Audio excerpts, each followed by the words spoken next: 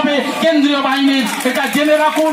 কোন এটা তো সাংবাদিক আছে, যান কমপ্লেন করুন, ক্ষমতা অ্যারেস্ট করুন, যেমন কুকুর তেমন সব, যার পক্ষ দেওয়ার ক্ষমতা আছে কেন্দ্রীয় বাহিনীর।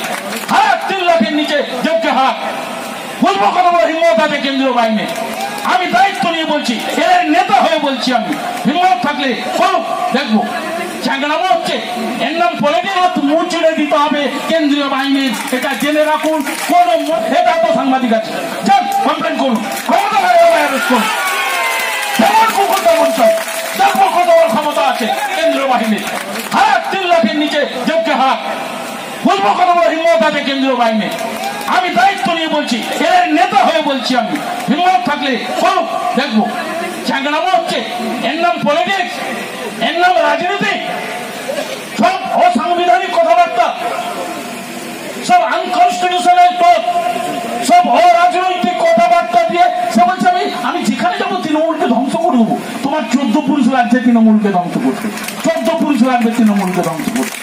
তাই আপনাদের কাছে বলি, শুনুন, মাথা ঠান্ডা করে চলুন।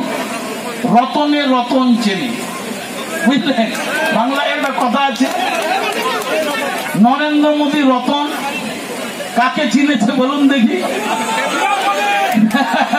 নীরব মোদীকে চিনেছে, রাহুল চোকসিকে চিনেছে, আর সর্বশেষ মাঝে একজনকে চিনেছে, পায়ের নখ থেকে মাথার চুল পর্যন্ত সারদা সারদা সারদা, সে এখন রতন।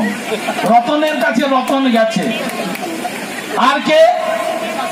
দাসপুরের সোনা দোকানগুলো যার জন্য চোখের জল ফেলছে, মেদিনীপুরের সোনা দোকানদাররা যার জন্য চোখের জল ফেলছে,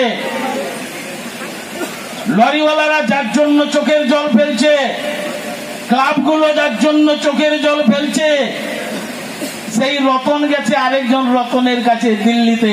ঝান্ডাটা ধরাও, বাঁচতে হবে, না হলে রাস্তায় গেলে মানুষ পচা ডিম ছুঁড়ে মারবে আমি যা কীর্তি কুকীর্তি করেছি।